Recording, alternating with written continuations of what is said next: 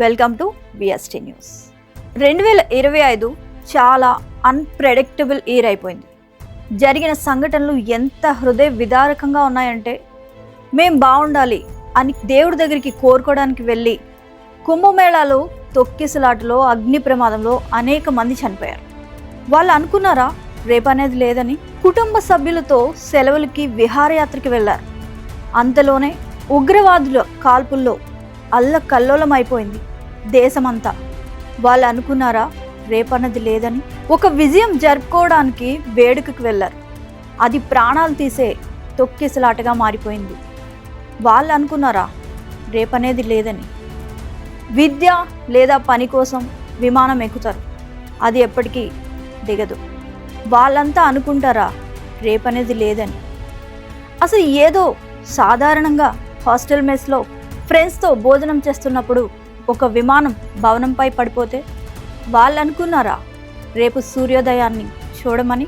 ఈ సంఘటనల్లో ఎవ్వరూ కూడా తమ జీవితాంతం ఈరోజే ముగిసిపోతుందని ఊహించలేదు. ఏ ఒక్కరు కూడా ఉదయం లేచి ఇది నా చివరి రోజు అని అనుకోలేదు, అనుకోరు కూడా. వాళ్ళు కూడా మనలాగే జీవించే వాళ్ళేమో. రేపు వస్తుందని నమ్ముతూ ఆ క్షణాన్ని ఆస్వాదిస్తూ ఉన్నారు. ఇది జీవితంలో అత్యంత కఠినమైన నిజం.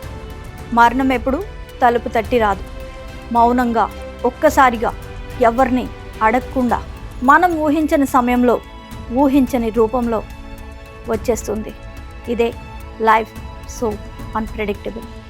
అందుకే మీరిప్పుడు శ్వాస తీసుకుంటున్నారు కదా, సో భయంతో కాదు, రుణపడి కృతజ్ఞతతో ఉండండి. ఈ క్షణం ఎంత సాధారణమైనదైనా, నువ్వు గుడిసెలో ఉన్నా, భవంతిలో ఉన్నా, నిజానికి అది ఒక వరంగా భావించండి. మీరు ప్రేమించే వాళ్ళని ఫోన్ చేసి ప్రేమతో మాట్లాడండి, మాటలు చెప్పండి, ఆలస్యం చేయకండి.